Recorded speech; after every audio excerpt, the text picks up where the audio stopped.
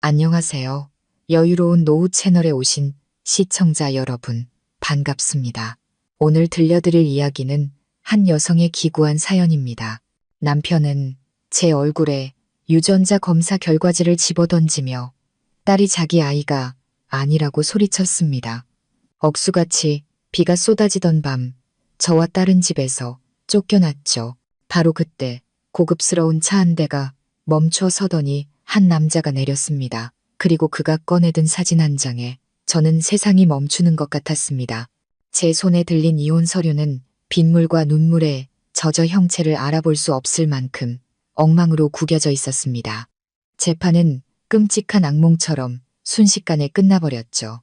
판사님의 의사봉이 책상을 내리치는 소리, 그 건조한 소리가 제 3년간의 결혼 생활에 마침표를 찍었습니다. 3년. 길지 않은 시간이지만 제 모든 청춘과 믿음을 민준이라는 한 남자에게 쏟아붓기엔 충분한 시간이었습니다. 저는 작은 캐리어 하나와 딸 보미를 품에 안은 채 온갖 사랑으로 가꿨던 그 집에서 쫓겨났습니다. 문 앞에 서 있는 민준의 얼굴은 낯설 만큼 차가웠습니다. 그는 제게 지폐 몇 장을 던졌고 돈은 제 앞에 빗물 웅덩이로 흩어졌습니다. 그리고 문은 매정하게 닫혔습니다. 문이 잠기는 소리는 제 마음속 마지막 희망과 미련을 끊어내는 칼날 같았습니다. 그날 서울의 하늘은 구멍이라도 뚫린 듯 비를 퍼부었습니다. 차가운 7월의 장대비가 제 뺨을 사정없이 때렸습니다.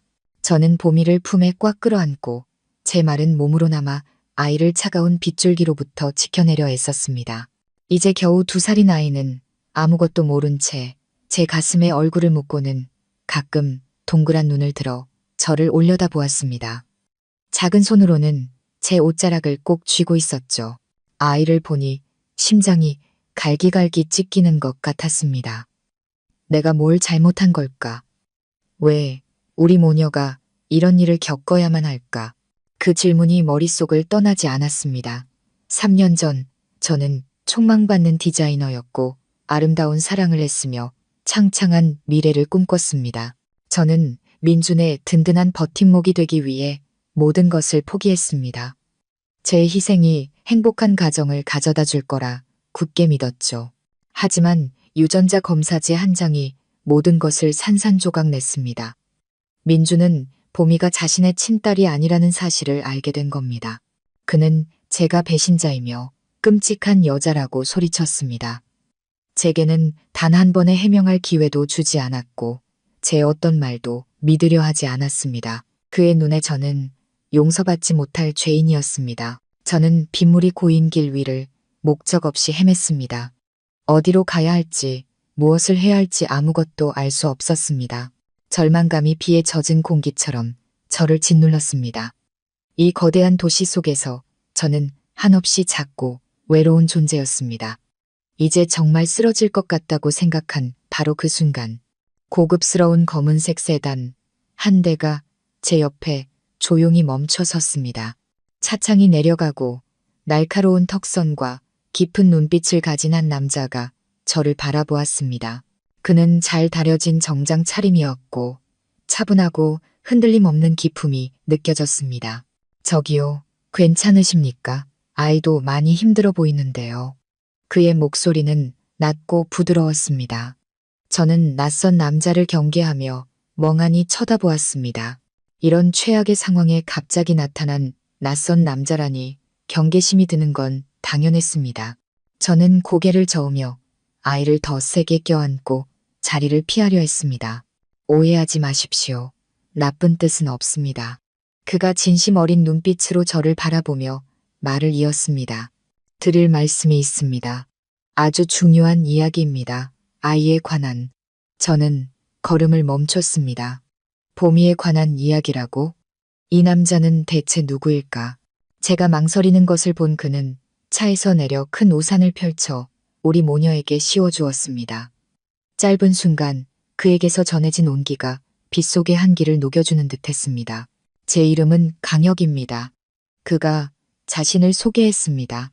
믿기 힘드시겠지만 어쩌면 제가 보미의 친아빠일지도 모릅니다. 그의 말, 한마디 한마디가 천둥처럼 제 귀에 내리꽂혔습니다. 저는 그 자리에 얼어붙은 듯 온몸이 굳어버렸습니다. 보미의 친아빠라니 어떻게 그럴 수가. 대체 이게 무슨 상황이지? 머릿속이 하얘져 아무 생각도 할 수 없었습니다. 많이 혼란스러우시겠죠. 강혁 씨는 이상할 정도로 차분한 목소리로 말했습니다. 비가 너무 많이 옵니다. 아이와 함께 계속 여기 서 계실 순 없어요. 우선 차에 타시죠. 모든 걸 설명해 드리겠습니다. 절대로 해치지 않겠습니다. 저는 추위에 떨고 있는 보미를 내려다 보았습니다. 아이의 작은 입술이 파랗게 질려 있었습니다. 더 이상 아이를 비에 맞게 할 수는 없었습니다. 강혁 씨의 눈에는 거짓이 보이지 않았습니다. 이런 상황에서 제가 더 잃을 게 뭐가 있겠습니까? 벼랑 끝에 몰린 심정으로 저는 마지막 도박을 하기로 했습니다. 저는 고개를 끄덕이고 혼란과 의심을 가득 안은 채 그의 따뜻한 차에 올라탔습니다. 차는 부드럽게 움직이며 바깥의 시끄럽고 차가운 세상과 우리를 분리시켰습니다. 차 안은 이상할 정도로 따뜻하고 조용했습니다. 강혁 씨는 조심스럽게 히터를 조절하고 부드러운 담요를 건네주며 보미를 감싸게 했습니다.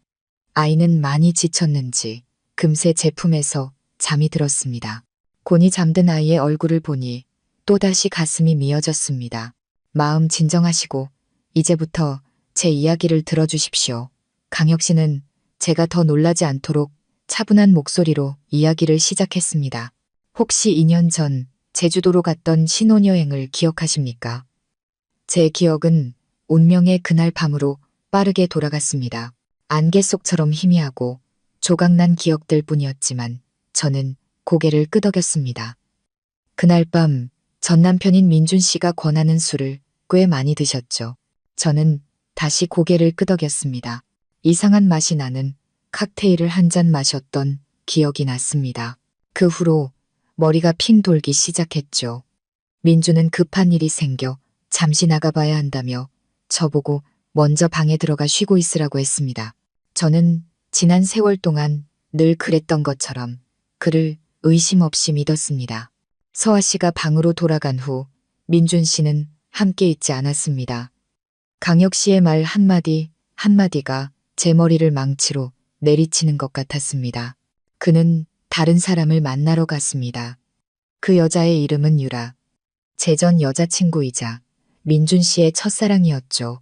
유라. 민준에게서 몇 번 들어본 이름이었습니다.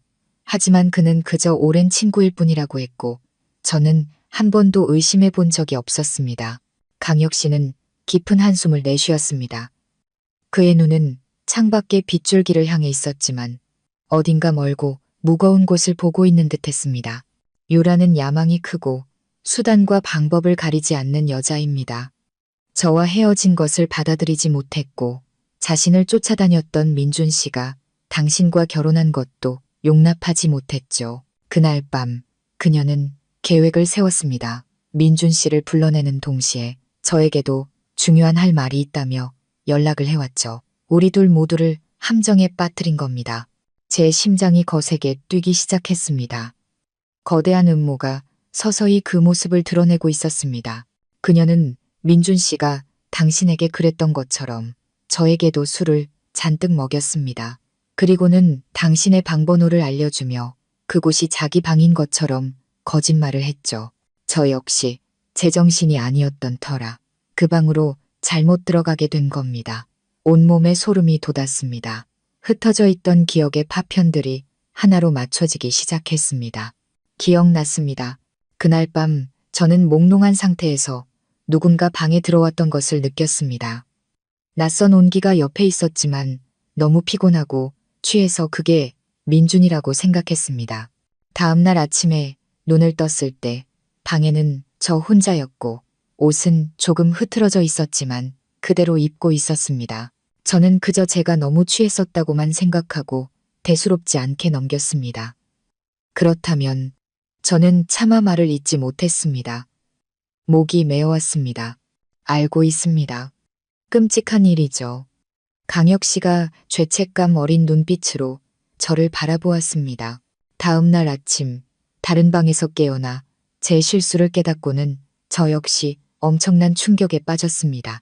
당신이 누구인지도 몰랐지만 용서받을 수 없는 실수를 저질렀다는 것만은 알 수 있었죠. 그래서 바로 그곳을 떠났습니다. 그러다 최근에 우연히 당신과 민준 씨의 결혼 사진을 보게 되었습니다. 그제야 그날 밤의 여성이 당신이었다는 걸 알게 됐죠. 당신에 대해 알아보던 중 딸을 낳았다는 사실을 알게 되었고 시간을 계산해 본 후 의심하지 않을 수가 없었습니다. 그의 이야기는 너무나 황당했지만 제 마음속의 모든 의문을 설명해 주었습니다. 왜 유전자 검사 결과가 보미가 민준의 딸이 아니라고 나왔는지를. 저는 배신한 것이 아니었습니다. 저 역시 피해자였던 겁니다. 왜 이제야 말씀하시는 건가요? 제 목소리가 떨렸습니다. 오랫동안 망설였습니다. 강혁 씨는 솔직하게 말했습니다. 당신의 가정을 깨고 싶지 않았습니다. 이 비밀을 영원히 묻어두려고 했습니다. 하지만 민준 씨가 아이 문제로 당신과 이혼하고 집에서 내쫓았다는 소식을 들었습니다. 더 이상 가만히 있을 수 없었습니다. 당신과 아이가 억울한 누명을 쓰게 내버려 둘 수는 없었습니다. 눈물이 다시 뺨을 타고 흘러내렸습니다. 하지만 이번에는 절망의 눈물이 아니었습니다. 진실을 알게 된 것에 대한 분노와 씁쓸함의 눈물이었습니다. 저는 제가 사랑하고 믿었던 남편에게 잔인하게 속았던 겁니다. 민준 씨가 당신에게 보여준 유전자 검사 결과지는 분명 조작되었을 겁니다. 강혁 씨는 확신의 찬 목소리로 말했습니다. 그는 당신을 버릴 명분을 만들기 위해 모든 것을 계획한 겁니다. 우리 다시 한번 유전자 검사를 합시다. 공개적이고 투명하게요. 제 말이 사실이라는 것을 증명하고 싶고 무엇보다 당신의 억울함을 풀어주고 싶습니다. 저는 잠든 보미를 내려다보았습니다. 아이는 오뚝한 콧날과 높은 이마를 가졌습니다. 전에는 저를 닮았다고만 생각했는데 지금 자세히 보니 아이의 얼굴선에서 제 앞에 앉은 이 남자의 모습이 어렴풋이 보였습니다. 제게는 다른 선택지가 없었습니다. 진실을 밝히고 저와 제 딸의 명예를 되찾기 위해 저는 그를 믿어야만 했습니다. 네, 그렇게 해요. 저는 한결 차분해진 목소리로 말했습니다. 유전자 검사 다시 하겠어요. 제가 동의하자 강혁 씨는 더 이상 아무 말 없이 조용히 차를 몰았습니다. 그는 제가 갈 곳에 주소를 물었고 저는 며칠 전 급하게 구해둔 서울 변두리의 허름한 월세방 주소를 알려주었습니다. 그곳은 좁은 골목, 깊숙이 자리한 낡은 다세대 주택이었습니다. 제가 방금 떠나온 고급 빌라와는 하늘과 땅 차이였습니다. 하지만 남은 돈으로는 겨우 이런 곳밖에 구할 수 없었습니다. 강혁 씨의 고급 세단은 좁은 골목을 겨우 비집고 들어갔습니다. 그는 누렇게 바른 페인트 칠이 벗겨진 낡은 건물 앞에 차를 세웠습니다. 저는 조금 부끄러워졌습니다. 저와는 완전히 다른 세상에 사는 그가 지금 제 초라한 모습을 속으로 비웃고 있을지도 모른다고 생각했습니다. 다 왔어요. 저는 나지막이 말하며 서둘러 보미를 깨웠습니다. 강혁 씨는 먼저 차에서 내려 우산을 씌워주고 제 유일한 짐인 캐리어를 들었습니다. 그리고 저와 함께 맨 끝에 있는 방 앞으로 걸어갔습니다. 저는 떨리는 손으로 열쇠를 구멍에 꽂았습니다. 낡은 나무 문이 삐걱거리며 열렸지만 안의 광경에 저는 그 자리에 얼어붙고 말았습니다. 가구라고 할 것도 없는 좁은 방은 그야말로 난장판이었습니다. 유일한 천으로 된 옷장은 칼로 그은 듯 찢겨 있었고 저와 보미의 옷가지들이 바닥에 어지럽게 널려 있었습니다. 아이의 첫 은팔찌나 작은 손싸개 같은 기념품을 넣어두었던 작은 상자는 강제로 열려 있었고 안의 물건들은 사라지고 없었습니다. 제가 가진 마지막 물건들마저 훔쳐간 것입니다. 저는 두 손을 늘어뜨렸습니다. 온몸의 힘이 다 빠져나가는 기분이었습니다. 왜 하늘은 저에게 이토록 잔인한 걸까요? 왜 불행은 끊임없이 우리 모녀를 덮치는 걸까요? 남편도 집도 잃었는데 이제는 잠시 몸을 기댈 곳마저 안전하지 않게 되었습니다. 방 안의 끔찍한 광경을 본 보미가 겁에 질려 울음을 터뜨리며 제 목을 끌어안았습니다. 아이의 울음소리는 수천 개의 바늘이 되어 제 심장을 찔렀습니다. 저는 더러운 바닥에 주저앉아 아이를 품에 안고 하염없이 눈물을 쏟았습니다. 제가 너무 무능하고 쓸모없는 사람처럼 느껴졌습니다. 딸에게 안전한 잠자리 하나 마련해주지 못하는 엄마라니. 강혁 씨는 캐리어를 내려놓았습니다. 그의 얼굴이 굳어 있었습니다. 그는 방 안을 빠르게 훑어보았습니다. 억지로 열린 자물쇠부터 바닥에 흙 묻은 발자국까지. 그는 아무 말 없이 조용히 휴대폰을 꺼내 경찰에 신고했습니다. 경찰을 기다리는 동안 그는 제 옆에 앉아 힘있는 목소리로 말했습니다. 서아 씨, 놀라지 말아요. 제가 있잖아요. 다 괜찮아질 겁니다. 처음으로 그가 제 이름을 다정하게 불렀습니다. 극심한 공포 속에서 저는 문득 기댈 곳이 생긴 것 같은 느낌을 받았습니다. 저는 눈물로 흐려진 눈을 들어 그를 보았습니다. 그의 눈에는 동정이 아닌 진심 어린 걱정과 염려가 담겨 있었습니다. 그는 조용히 손수건을 꺼내 제 뺨에 눈물을 닦아주었습니다. 울지 말아요. 아이가 보고 있어요. 그가 나지막이 말했습니다. 저는 서둘러 고개를 돌리고 흐느낌을 참으려 애썼습니다. 맞습니다. 저는 무너지면 안 됩니다. 저에게는 보미가 있고 저는 아이를 위해 강해져야 합니다. 저는 심호흡을 하며 마음을 다잡으려 노력했습니다. 경찰은 금방 도착해서 현장을 확인하고 제 진술을 받았습니다. 하지만 그들의 태도를 보니 잃어버린 물건들을 되찾을 희망은 거의 없어 보였습니다. 이런 복잡한 동네의 좀도둑은 셀 수 없이 많았고 제 물건들은 그다지 값나가는 것도 아니었으니까요. 경찰이 돌아간 후 강혁 씨는 저를 보며 진지하게 말했습니다. 이곳은 전혀 안전하지 않아요. 당신과 보미가 여기에 머물 수는 없습니다. 그의 말이 맞다는 것을 알았지만 이제 어디로 가야 할까요? 친구도 많지 않았고 그들을 번거롭게 하고 싶지도 않았습니다. 친정 부모님 댁은 더더욱 갈 수 없었습니다. 불행한 딸 때문에 부모님께서 걱정하고 마음 아파하시는 모습을 보고 싶지 않았습니다. 갈 곳이 없어요. 제 목소리는 힘없이 갈라졌습니다. 강혁 씨는 무언가 고민하는 듯 잠시 침묵했습니다. 마침내 그는 제 눈을 똑바로 바라보며 제가 전혀 예상치 못한 제안을 했습니다. 우선 우리 집으로 갑시다. 강혁 씨는 단호하게 말했습니다. 적어도 유전자 검사 결과가 나오고 두 사람이 머물 안전한 곳을 찾을 때까지는요. 저는 깜짝 놀라 그를 쳐다보았습니다. 만난 지 몇 시간밖에 안 된 남자의 집에 가라니. 그가 보미의 아빠일지도 모르지만 저에게 그는 여전히 낯선 사람이었습니다. 어떻게 그런 제안을 쉽게 받아들일 수 있을까요? 안 돼요. 그건 너무 폐를 끼치는 일이에요. 저는 어떻게든 해볼게요. 제가 서둘러 손사래를 쳤습니다. 폐라니요. 강혁 씨가 미간을 찌푸렸습니다. 당신 모녀를 이런 곳에 두고 제가 마음 편히 있을 수 있을 것 같습니까? 방금은 좀도둑이었지만 다음에는 무슨 일이 일어날지 어떻게 압니까? 보미는 아직 너무 어립니다. 이런 위험한 환경에서 살게 할 수는 없어요. 그의 말은 지극히 옳았습니다. 누군가 이곳에 침입해 우리 물건을 뒤졌다고 생각하니 등골이 오싹했습니다. 만약 오늘 밤 우리 모녀가 여기서 잔다면 무슨 일이 일어날지 모를 일이었습니다. 보미의 안전이 최우선이었습니다. 제가 여전히 망설이는 것을 보고 강혁 씨는 조금 부드러운 목소리로 덧붙였습니다. 서아 씨, 아이를 생각해요. 당신이 강하고 자존심 있는 여성이란 걸 압니다. 하지만 지금 이 순간만큼은 그런 생각은 잠시 접어두세요. 제 딸을 위해서라고 생각해 주십시오.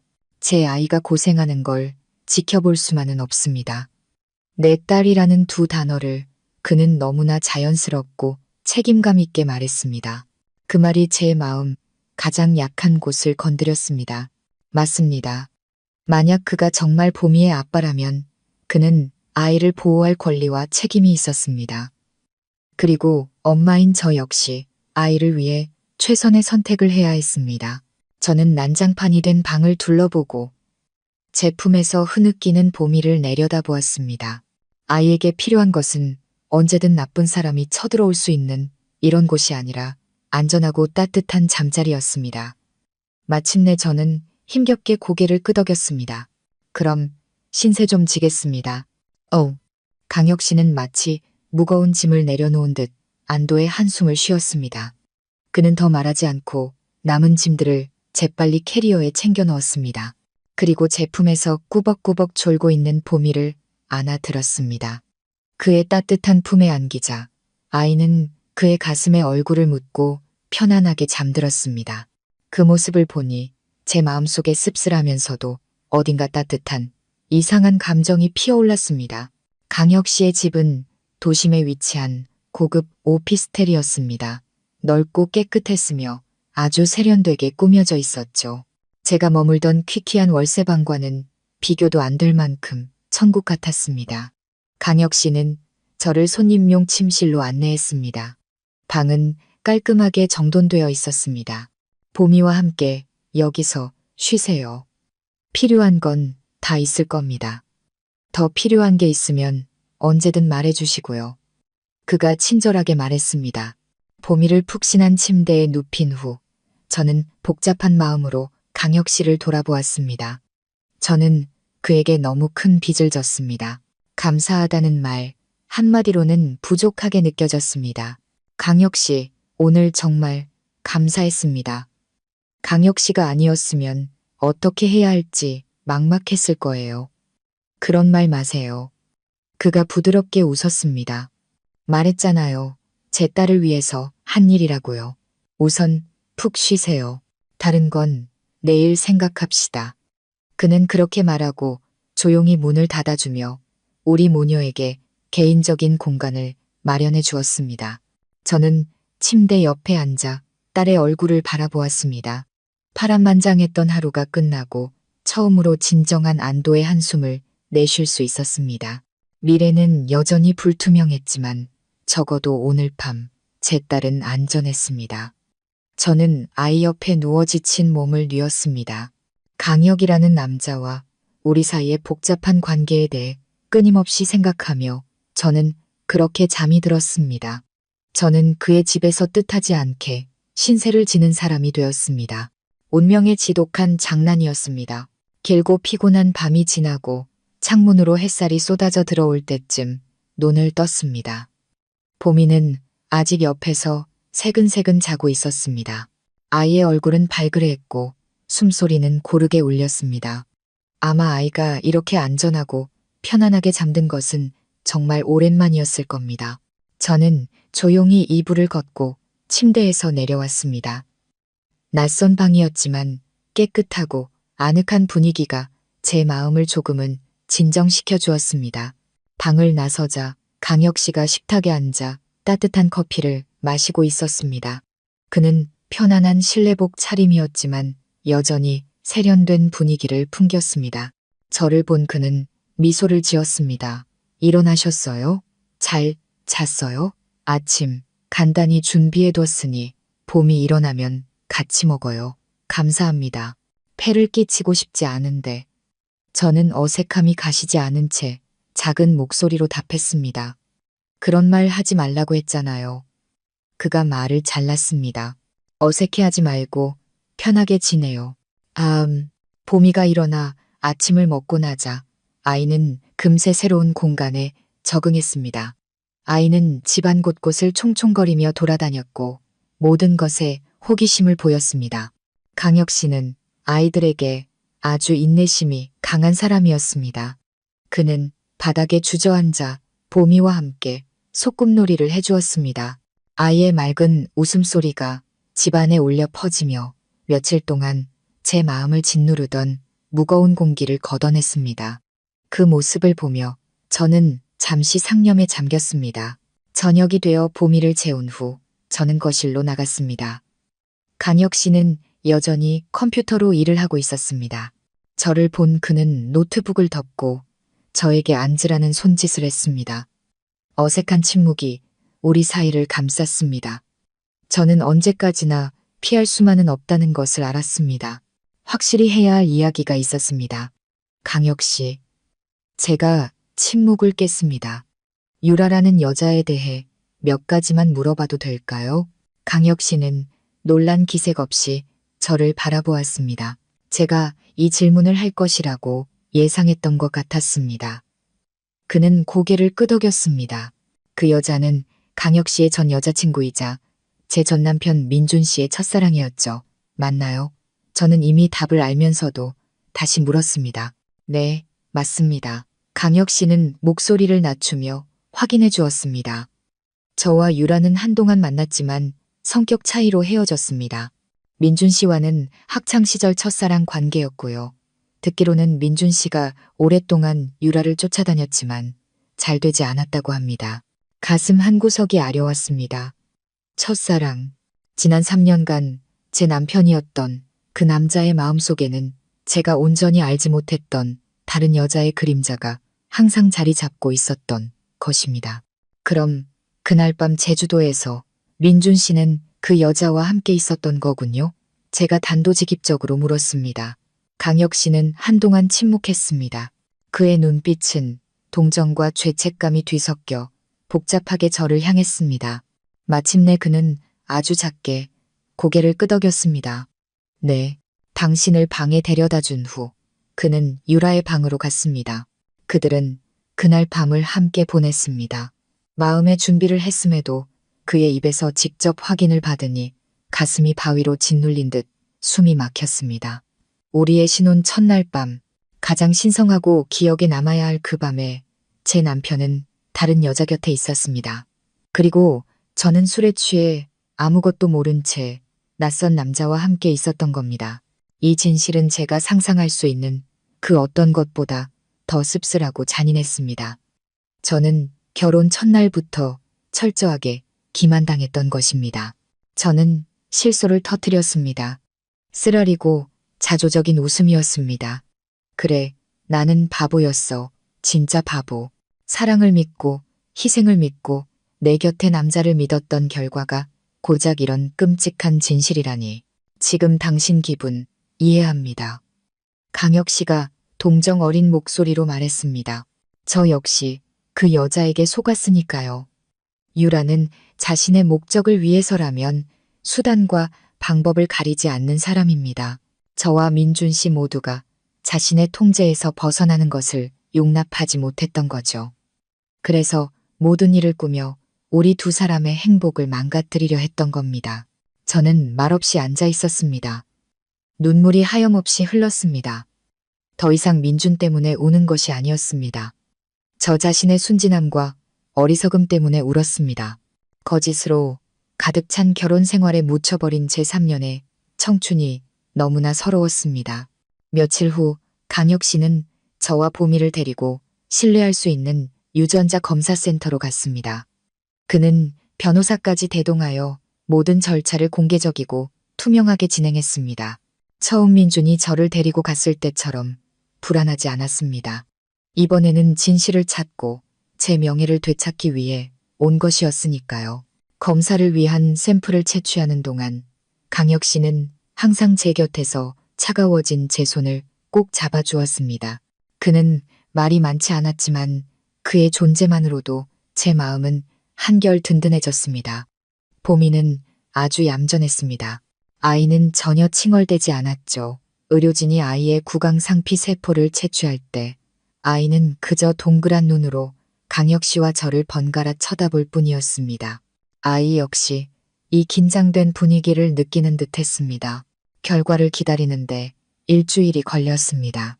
그 일주일은 마치 영원처럼 길게 느껴졌습니다.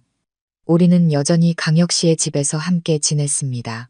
그는 낮에는 출근했고 저녁에는 돌아와 보미와 놀아주었습니다. 저도 점차 그의 존재에 익숙해졌습니다. 그는 성숙하고 과묵했지만 아주 세심하고 다정한 남자였습니다. 그는 보미에게 장난감과 새 옷을 많이 사주었고 제가 좋아하는 음식을 직접 만들어주기도 했습니다. 그의 관심은 제 마음을 따뜻하게 했지만 동시에 저를 더욱 혼란스럽게 했습니다. 우리의 관계는 이름 붙일 수 없을 만큼 너무나 복잡했습니다. 마침내 결과를 받는 날이 왔습니다. 강혁 씨는 혼자 센터에 갔고 저는 집에서 초조하게 그를 기다렸습니다. 거실을 계속 서성였고 한순간도 가만히 앉아 있을 수가 없었습니다. 시간이 흐를수록 심장이 조여오는 것 같았습니다. 문이 열리고 강혁 씨가 들어왔습니다. 그의 얼굴은 무표정해서 저는 더욱 긴장했습니다. 그가 다가와 봉인된 서류 봉투를 건넸습니다. 서아 씨가 직접 봐요. 그의 목소리가 어딘가 잠겨 있었습니다. 그가 처음으로 제게 그렇게 다정하게 말한 순간 심장이 쿵 내려앉았습니다.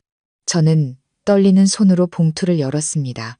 결과지를 꺼내자 수많은 숫자와 전문 용어들이 눈앞에서 춤을 추는 것 같았습니다. 하지만 이내 굵고 선명하게 인쇄된 마지막 결론 문장이 눈에 들어왔습니다. 친자 관계 확률 99.9% 진실. 마침내 진실이 밝혀진 것입니다. 강혁 씨가 보미의 친아빠였습니다. 저는 나쁜 여자가 아니었습니다. 저는 피해자였습니다. 저는 소파에 주저앉았고 손에 들고 있던 서류는 바닥으로 떨어졌습니다. 눈물이 다시 쏟아졌지만 이번에는 해방감의 눈물이었습니다. 오랫동안 저를 짓눌렀던 억울함의 무게가 마침내 사라진 것입니다. 강혁 씨가 옆에 앉아 저를 부드럽게 품에 안았습니다. 그는 떨고 있는 제 등을 토닥여 주었습니다. 이제 괜찮아요. 다 끝났어요. 이제부터는 제가 곁에 있을게요. 다시는 당신과 아이가 상처받는 일 없게 할 겁니다. 그의 따뜻하고 든든한 품에서 저는 아이처럼 서럽게 울었습니다. 제가 겪어야 했던 모든 고통과 슬픔을 토해내듯 울었습니다. 제가 진정한 후에야 강혁 씨는 그날 밤의 이야기를 더 자세히 들려주었습니다. 그날 밤 유라는 그에게 제 방번호를 알려주었을 뿐만 아니라 그의 술잔에 수면제를 약간 탔다고 합니다. 완전히 정신을 잃을 정도는 아니었지만 자신의 행동을 통제하기 힘들 정도의 양이었죠. 그 여자는 모든 것을 완벽하게 계산했습니다. 저와 당신 그리고 민준 씨까지 모두 자기 손아귀의 꼭두각시로 만들려고 했던 거죠. 헤어진 저에게 복수하는 동시에 당신과 민준 씨의 행복을 파괴해서 다시 그에게 돌아갈 기회를 만들려 했던 겁니다. 일석이조의 잔인한 계획이었죠. 그의 설명을 듣고 나니 제 마음속에는 분노만이 남았습니다. 민준의 배신과 냉혹함이 증오스러웠고 유라의 악랄함과 교활함이 치가 떨렸습니다. 그들은 함께 제 인생을 망가뜨리고 우리 모녀를 벼랑 끝으로 내몰았습니다. 하지만 이제 저는 혼자가 아니었습니다. 적어도 보미는 책임감 있고 자신을 사랑해주는 친아빠를 되찾았으니까요. 유전자 검사 결과가 나온 후 제 마음의 짐은 훨씬 가벼워졌습니다. 진실이 밝혀진 것은 마치 상처를 치유하는 약과 같았습니다. 하지만 잠시의 안도감 뒤로 또 다른 걱정이 밀려왔습니다. 언제까지나 강혁 씨에게 의지해서 살 수는 없었습니다. 그가 보미의 아빠이고 우리 모녀에게 아주 잘해준다고 해도 저는 제 스스로의 힘으로 일어서야만 했습니다. 한 여성으로서의 자존심이 누군가의 짐이 되는 것을 허락하지 않았습니다. 저는 3년 동안 손을 놓았던 디자인 일을 다시 시작하기로 결심했습니다. 단순히 돈을 벌기 위해서가 아니었습니다. 제 자신을 되찾고 잃어버렸던 열정과 자신감을 되찾기 위해서였습니다. 저녁 식사 자리에서 강혁 씨에게 이 결심을 이야기했습니다.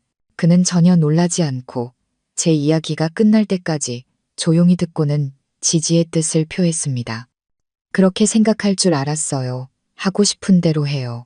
언제나 뒤에서 응원할게요. 도움이 필요하면 언제든 말하고요. 그의 이해심에 감동했습니다. 다음 날부터 저는 구직 활동을 시작했습니다. 오래된 노트북을 열어 시간의 먼지를 닦아냈습니다. 예전에 작업했던 디자인 파일들을 보니 열정으로 가득했던 젊은 날의 제가 떠올랐습니다. 하지만 채용 공고를 보면서 저는 씁쓸함을 감출 수 없었습니다.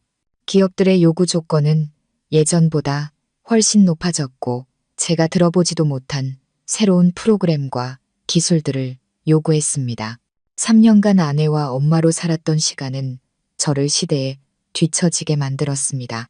저는 일주일 내내 새로운 지식을 쌓고 새로운 프로그램을 익히며 포트폴리오를 정리하는데 매달렸습니다. 생각보다 힘든 과정이었습니다. 때로는 좌절감에 모든 것을 포기하고 싶기도 했습니다. 하지만 밤늦도록 컴퓨터 앞에 앉아 있다가 옆에서 곤히 잠든 보미의 얼굴을 보면 다시 힘을 내야겠다고 다짐했습니다. 이 모든 것은 제 딸을 위한 것이니까요. 어느 날 오후 채용 정보를 찾기 위해 SNS를 보다가 우연히 옛 동창의 게시물을 보게 되었습니다. 화려한 파티에서 찍은 사진 앨범이었습니다. 그리고 제 눈에 들어온 것은 민준과 유라의 모습이었습니다. 그들은 나란히 서서 팔짱을 낀 채 환하게 웃고 있었습니다. 민주는 멋진 정장을, 유라는 화려한 드레스를 입고 있었죠. 그녀의 손은 살짝 불러온 배 위에 놓여 있었습니다. 사진과 함께 이런 글이 적혀 있었습니다. 세기의 커플 탄생을 축하하며 곧 태어날 아기 천사도 기대할게. 마우스를 쥔 제 손이 굳어버렸고 가슴이 다시 아파왔습니다. 진실을 알고 잊어야 한다고 다짐했지만 우리 모녀의 고통 위에서 행복해하는 그들의 모습을 보니 도저히 평정심을 유지할 수가 없었습니다. 그들은 사랑, 돈, 그리고 곧 태어날 아이까지 모든 것을 가졌습니다.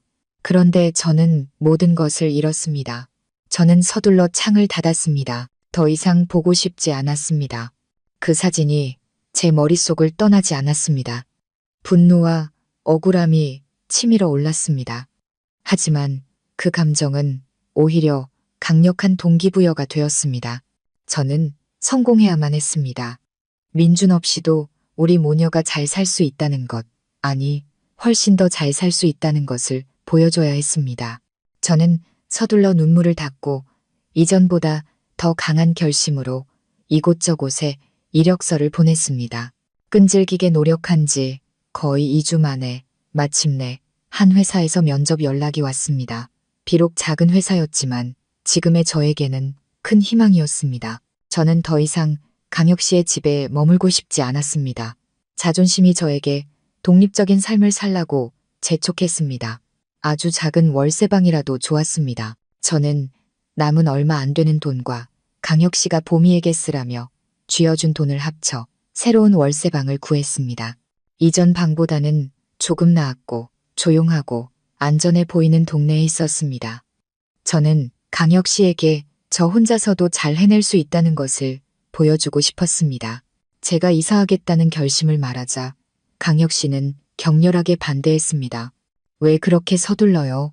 면접에 합격하고 나서 생각해도 늦지 않아요. 혼자 사는 건 위험해요. 언제까지나 신세만 질 수는 없어요. 저는 단호했습니다. 저는 독립해야 해요. 걱정 마세요. 여기는 안전한 동네예요. 제 뜻을 꺾을 수 없다는 것을 안강혁 씨는 한숨을 쉬며 허락했습니다. 그는 제가 짐을 옮기고 새 집을 정리하는 것을 도와주었습니다. 방은 작았지만 제 손으로 깔끔하고 아늑하게 꾸미고 나니 작은 기쁨이 느껴졌습니다. 이곳이 우리 모녀의 새로운 시작이 될 것이었습니다. 새 집에서의 첫날 밤, 보미를 재우고 저는 고요함 속에 홀로 앉아 있었습니다. 자유로우면서도 어딘가 외로운 기분이 들었습니다. 밤 11시쯤 잠자리에 들 준비를 하고 있는데 문 밖에서 이상한 소리가 들렸습니다. 아주 작은 달그락 소리였지만 고요한 밤에는 유난히 선명하게 들렸습니다. 심장이 쿵 내려앉았습니다. 저는 숨을 죽이고 귀를 기울였습니다. 다시 쇠붙이가 부딪히는 소리가 들렸습니다. 마치 누군가 자물쇠에 무언가를 넣어 열려고 하는 소리 같았습니다. 온몸이 차갑게 식었습니다. 설마 안전하다고 생각했던 이곳에 또 도둑이 든 걸까? 저는 서둘러 침대로 달려가 보미를 껴안았습니다. 아이는 여전히 곤히 잠들어 있었습니다. 저는 떨리는 손으로 휴대폰을 찾았습니다. 망설임 없이 제 머릿속에 떠오른 첫 번째 사람은 강혁 씨였습니다. 저는 그의 번호를 눌렀습니다. 손이 너무 떨려 몇 번이나 잘못 눌렀습니다. 신호음이 한 번 울리자마자 그가 전화를 받았습니다. 그의 목소리는 이상할 정도로 차분했습니다. 네, 받았습니다. 무슨 일이에요? 서아 씨, 강혁 씨, 누가 문을 따려고 해요. 제 목소리는 공포에 질려 갈라졌습니다. 진정하고 문을 잠가요. 무거운 걸로 문을 막고 있어요. 지금 바로 갈게요. 그는 조금도 당황하지 않고 빠르고 단호하게 말했습니다. 저는 그의 말대로 방에 있는 유일한 책상을 끌어다 문을 막았습니다. 그러자 밖의 소리가 갑자기 멈췄습니다. 들켰다는 것을 알고 도망간 것 같았습니다. 하지만 제 안의 공포는 사라지지 않았습니다. 저는 보미를 꽉 껴안고 방구석에 웅크려 앉아 문에서 눈을 떼지 못했습니다. 5분도 채 지나지 않아 휴대폰이 울렸습니다. 강혁 씨였습니다. 나 지금 집 아래인데 문 열어줄 수 있어요? 저는 서둘러 책상을 밀치고 문틈으로 밖을 살폈습니다. 정말 강혁 씨였습니다. 저는 안도의 한숨을 쉬며 문을 활짝 열었습니다. 그는 달려들어와 걱정스러운 눈빛으로 방 안을 훑어보았습니다. 우리 모녀가 안전한 것을 확인하고 나서야 그의 표정이 누그러졌습니다. 괜찮아요. 그놈은 어디 갔어요? 모르겠어요. 제가 전화하는 소리를 듣고 도망간 것 같아요. 저는 여전히 떨고 있었습니다. 그가 너무 빨리 와서 믿기지가 않았습니다. 그의 집에서 이곳까지는 차로 최소 20분은 걸리는 거리였습니다. 저는 고개를 들어 그를 보았고 문득 의심이 들었습니다. 어떻게 이렇게 빨리 올 수 있었어요? 강혁 씨는 잠시 침묵했습니다. 그의 눈빛이 복잡하게 흔들렸습니다. 그는 한숨을 쉬고는 저를 깜짝 놀라게 할 말을 했습니다. 내가 바로 아래층의 아파트를 얻었으니까요. 저는 그가 무슨 말을 하는지 이해할 수 없어 멍하니 그를 쳐다보았습니다. 당신 모녀를 혼자 두는 게 불안해서요. 그가 죄책감 어린 목소리로 설명했습니다. 당신이 여기 방을 계약하자마자 나도 바로 아래층을 계약했어요. 필요할 때 지켜주고 보호해 주려고요. 그는 휴대폰으로 임대 계약서를 보여주었습니다. 주소는 이곳이 맞았고 임차인 이름은 그의 이름이었습니다. 너무나 갑작스러운 일이었습니다. 감시당했다는 생각에 화를 내야 할지, 그의 세심한 배려에 감동해야 할지 알 수 없었습니다. 그는 제가 안전하게 지낼 수 있도록 이 모든 일을 조용히 준비했던 것입니다. 화내지 말아요. 그의 목소리가 부드러워졌습니다. 너무 걱정이 돼서 그랬어요. 이제 알겠죠. 당신 혼자서는 안전할 수 없어요. 짐 챙겨요. 우리 집으로 돌아갑시다. 내가 있으면 아무도 당신 모녀를 해치지 못할 겁니다. 그의 간절하고 걱정스러운 얼굴과 방금 겪었던 극심한 공포를 떠올리니 저는 더 이상 거절할 수가 없었습니다. 제 자존심과 강인함은 딸의 안전 앞에서 완전히 무너져 내렸습니다. 저는 조용히 고개를 끄덕이며 다시 한번 그의 제안을 받아들였습니다.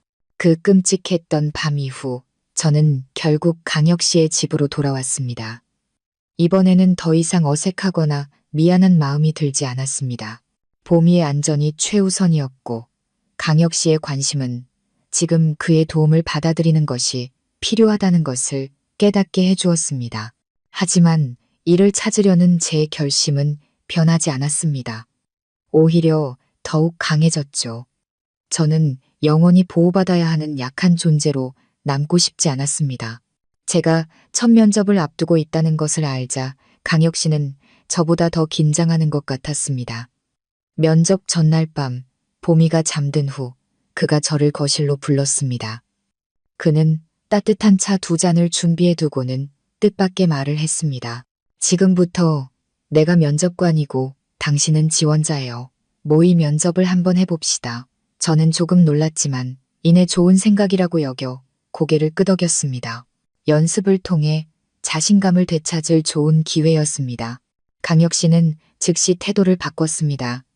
그는 등을 곧게 펴고 팔짱을 낀 채 날카롭고 진지한 눈빛으로 저를 바라보았습니다. 그는 더 이상 다정하고 세심한 평소의 강혁 씨가 아니었습니다. 지원자를 평가하는 까다로운 임원이었죠. 김서아 씨, 반갑습니다. 그가 전문적인 말투로 시작했습니다. 오늘 면접에 와주셔서 감사합니다. 먼저 자기소개를 부탁드립니다. 저는 심호흡을 하고 유창하게 대답하려 했지만 제 말이 끝나자마자 강혁 씨가 말을 끊었습니다. 자기소개가 너무 평범하고 특징이 없군요. 누구나 할 수 있는 말입니다. 자신만의 차별점을 보여주세요. 그리고 그는 꼬리에 꼬리를 무는 날카로운 질문들을 던지기 시작했습니다. 이력서를 보니 3년간 가정에 집중하느라 경력이 단절되었군요. 디자인 업계에서 3년은 아주 긴 시간입니다. 뒤처졌다고 생각하지는 않습니까? 여전히 트렌드를 따라가고 업무 요구를 충족시킬 수 있다고 어떻게 저희를 설득하시겠습니까? 그 질문은 제 가장 큰 걱정거리를 정확히 꿰뚫었습니다. 저는 조금 당황했지만 이내 마음을 다잡고 준비했던 답변들을 떠올렸습니다. 그동안 어떻게 독학하며 지식을 쌓았는지, 감을 잃지 않기 위해 어떤 개인 프로젝트들을 진행했는지 설명했습니다. 강혁 씨는 고개를 끄덕였지만 이내 다시 공격적인 질문을 던졌습니다. 그렇다면 왜 이혼하셨습니까? 불안정한 가정사가 업무 성과에 영향을 미치지는 않을까요? 저희는 회사에 온전히 헌신할 수 있는 직원이 필요합니다. 그 질문은 마치 칼날처럼 제 심장을 찔렀습니다. 너무나 민감하고 사적인 질문이었습니다. 저는 할 말을 잃고 그 자리에 얼어붙었습니다. 제 얼굴이 창백해졌습니다. 제 반응을 본 강혁 씨는 즉시 원래의 모습으로 돌아왔습니다. 그는 자리에서 일어나 제 옆으로 와서 미안한 목소리로 말했습니다. 미안해요. 당신을 힘들게 하려던 건 아니었어요. 하지만 이건 일부 무례한 면접관들이 실제로 할 수 있는 아주 현실적인 질문이에요. 당신이 미리 마음의 준비를 해서 상처받지 않길 바랐어요. 저는 그의 뜻을 이해했습니다. 그는 제가 겪을 수 있는 최악의 상황에 대비하도록 도와주고 있었던 겁니다. 저는 고개를 끄덕이며 그의 세심함에 마음속으로 감사했습니다. 만약 이런 질문을 받는다면 그가 자리에 앉아 부드럽게 설명했습니다. 사적인 이야기를 자세히 할 필요는 없어요. 그저 프로페셔널하게 대답하면 됩니다. 사적인 문제는 잘 해결되었으며 그것이 업무에 영향을 미치지 않을 것이라고, 오히려 경력에 더 집중할 수 있는 동기가 될 것이라고 단호하게 말하세요. 약점을 강점으로 바꾸는 겁니다. 그날 밤 우리는 아주 오랫동안 함께 앉아 있었습니다. 강혁 씨는 각 질문에 어떻게 대답해야 하는지, 자신의 강점을 어떻게 부각해야 하는지, 연봉 협상은 어떻게 해야 하는지 가르쳐 주었습니다. 그는 제 실수를 솔직하게 지적했지만 제 자존심이 상하지 않도록 배려했습니다. 그의 똑똑함과 날카로움, 그리고 풍부한 경험에 저는 깊은 존경심을 느꼈습니다. 그의 지도 아래 저는 오랫동안 잃어버렸던 자신감을 되찾기 시작했습니다. 저는 내일의 면접을 위한 준비가 되었다고 느꼈습니다. 다음 날 아침 저는 강혁 씨가 사준 단정한 오피스룩을 입었습니다. 그는 첫인상에서 복장도 중요한 부분이라고 말했습니다. 그는 직접 저를 면접 장소까지 차로 데려다주며 침착하고 자신감 있게 행동하라고 격려해 주었습니다. 면접실에 들어섰을 때 저는 더 이상 이전처럼 떨리지 않았습니다. 면접관은 3명이었고 그들은 어젯밤 강혁 씨가 저에게 훈련시켰던 것과 비슷한 질문들을 했습니다. 특히 3년의 경력, 단절에 대한 질문이 집중되었습니다. 철저한 준비 덕분에 저는 모든 질문에 유창하고 논리적으로 그리고 설득력 있게 대답할 수 있었습니다. 저는 제가 독학으로 쌓은 지식과 새로운 아이디어들을 발표했습니다. 3년간 엄마로 살았던 이야기를 성숙함과 시간 관리 능력, 그리고 문제 해결 능력에 대한 이야기로 바꾸어 설명했습니다. 저는 바로 그 시간이 제게 삶과 고객의 요구에 대한 더 깊은 통찰력을 주었으며 이것은 모든 디자이너가 가질 수 없는 장점이라고 강조했습니다. 면접이 끝날 무렵 중년 여성인 부장님은 만족스러운 미소를 지었습니다. 수고하셨습니다. 돌아가서 결과를 기다려주세요. 저는 가벼운 마음으로 회사를 나섰습니다. 결과가 어떻든 저는 최선을 다했습니다. 놀랍게도 정문을 나서자마자 휴대폰이 울렸습니다. 회사의 인사팀 번호였습니다. 김서아 씨 맞으시죠? 합격을 축하드립니다. 내일부터 출근 가능하실까요? 초봉은. 저는 제 귀를 의심했습니다. 제가 바로 합격한 것입니다. 제시된 연봉은 도시의 물가에 비하면 큰 금액은 아니었지만 3년간 일을 쉬었던 저에게는 그 자체로 인정이자 벅찬 행복이었습니다. 저는 서둘러 강혁 씨에게 전화를 걸어 이 소식을 알렸습니다. 전화기 너머로 들려오는 제 들뜬 목소리에 그 역시 저만큼이나 기뻐했습니다. 그럴 줄 알았어요. 정말 잘 됐네요. 오늘 저녁은 축하 파티를 해야겠어요. 식당은 서아 씨가 골라요. 제가 살게요. 저는 기쁘게 동의했습니다. 수많은 고난 끝에 처음으로 온전히 제 자신을 자랑스러워하며 웃을 수 있었습니다. 저는 항상 제 곁에서 저를 지지하고 힘을 주었던 강혁 씨에게 감사하고 싶었습니다. 그날 저녁 강혁 씨는 저와 보미를 데리고 도시의 야경이 한눈에 들어오는 고급 호텔의 스카이라운지로 갔습니다. 분위기는 더할 나위 없이 낭만적이었습니다. 저는 너무 비싼 곳이라 조금 부담스러웠지만 강혁 씨는 제가 충분히 그럴 자격이 있다며 웃었습니다. 우리가 즐겁게 식사를 하고 보미가 창밖에 반짝이는 불빛을 보며 신기해하고 있을 때였습니다. 등 뒤에서 익숙하고 비아냥거리는 목소리가 들렸습니다. 어머, 이게 누구야? 전 올케 아니에요? 이혼한 지 얼마나 됐다고 벌써 새 남자를 찾았네. 그것도 이런 고급스러운 곳에서. 보통 남자는 아닌가 봐. 고개를 돌리자 세상이 참 좁다는 것을 다시 한번 느꼈습니다. 방금 말한 사람은 다름 아닌 유라였고 그녀 옆에는 당황스럽고 난처한 표정의 민준이 서 있었습니다. 제 안의 기쁨은 순식간에 사라졌습니다. 맛있던 저녁 식사가 갑자기 쓰게 느껴졌습니다. 유라는 민준의 팔짱을 낀 채 승리자의 여유를 온몸으로 뿜어내고 있었습니다. 그녀는 제 머리부터 발끝까지 훑어보았고 그 눈빛에는 경멸이 가득했습니다. 그녀의 배는 제법 불러 있었고 임신 3, 4개월은 되어 보였습니다. 그녀는 행복하고 만족스러워 보였습니다. 집에서 쫓겨나던 날에 제 초라한 모습과는 정반대였습니다. 민주는 제 눈을 피했습니다. 그는 이런 상황에서 저와 그것도 강혁 씨처럼 멋진 남자와 함께 있는 저를 마주친 것이 불편해 보였습니다. 강혁 씨는 평정을 잃지 않았습니다. 그는 조용히 포크를 내려놓고 유라를 쳐다보았습니다. 그의 눈빛이 차갑게 식었습니다. 오랜만이군요, 유라 씨. 강혁 씨의 목소리에 유라와 민준 모두 멈칫했습니다. 유라는 놀란 듯 보였습니다. 제 옆에 남자가 강혁 씨일 줄은 몰랐던 겁니다. 그녀의 의기양양하던 표정이 살짝 굳었습니다. 강혁 씨, 어떻게 여기 이 여자랑 같이 있어요? 제 딸의 엄마와 저녁 식사를 하는 중인데 무슨 문제라도. 강혁 씨는 태연하게 대답했지만 그 말 한마디 한마디는 묵직한 추처럼 날아왔습니다. 그는 의도적으로 내 딸의 엄마라는 표현을 강조하며 제 의자 등받이에 자연스럽게 팔을 둘렀습니다. 저를 보호하려는 분명한 제스처였습니다. 민주는 충격에 휩싸여 얼굴색이 변했습니다. 그는 저와 강혁 씨, 그리고 아무것도 모른 채 앉아있는 보미를 번갈아 쳐다보았습니다. 방금들은 정보를 소화하려 애쓰는 듯했습니다. 유라는 잠시 당황했지만 이내 다시 거만한 표정을 되찾았습니다.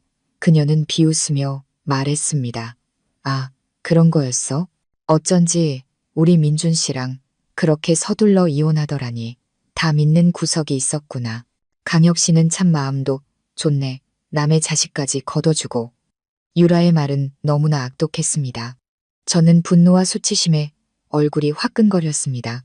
자리에서 일어나 무어라 쏘아붙이려 했지만 강혁 씨가 테이블 아래로 제 손을 가볍게 잡으며 진정하라는 신호를 보냈습니다. 말 조심하는 게 좋을 겁니다. 유라 씨. 강혁 씨의 목소리는 더 이상 평온하지 않았습니다. 날카롭게 변해 있었습니다. 특히 임신 중일 때는 뱃속 아이를 생각해서라도 입 조심하는 게 좋겠죠. 누가 누구의 아이를 거두는 건지 아마 당사자인 당신과 민준 씨가 가장 잘 알 텐데요. 그는 의미심장한 눈빛으로 민준을 쳐다보았고 민준은 움찔하며 고개를 숙였습니다. 유라는 분노로 얼굴이 붉어졌지만 민준이 그녀의 팔을 잡아 끌었습니다. 그만해, 여보. 여기서 소란 피우지 말고 가자. 민준은 더 이상 얽히고 싶지 않은 듯 작은 목소리로 말했습니다. 유라는 저를 한번 흘겨본 후에야 마지못해 민준을 따라 자리를 떴습니다. 그들의 뒷모습이 사라진 후 우리 테이블 주위의 공기는 숨막힐 듯 무거워졌습니다. 축하를 위한 저녁 식사는 완전히 망쳐버렸습니다. 민준과 유라가 떠난 후 저는 더 이상 음식을 먹을 기분이 아니었습니다. 유라의 말이 가시처럼 제 마음에 밝혔습니다. 진실을 알고 유전자 검사 결과까지 손에 쥐고 있었지만 그녀의 뻔뻔한 도발 앞에서는 여전히 상처받을 수밖에 없었습니다. 새로운 직장을 구한 기쁨과 자부심은 분노와 억울함에 가려져 버렸습니다. 제가 말없이 앉아있는 것을 본 강혁 씨는 가볍게 한숨을 쉬었습니다. 그는 직원을 불러 계산을 하고는 제게 말했습니다. 그만 돌아가죠. 돌아오는 차 안에서 저는 한마디도 하지 않고 그저 창밖만 바라보았습니다. 도시의 불빛들이 눈앞을 스쳐 지나갔지만 제 눈에는 아무것도 보이지 않았습니다. 머릿속에는 민준과 유라의 행복해 보이던 모습, 그리고 그녀의 의기양양한 미소와 경멸적인 말들만이 맴돌았습니다.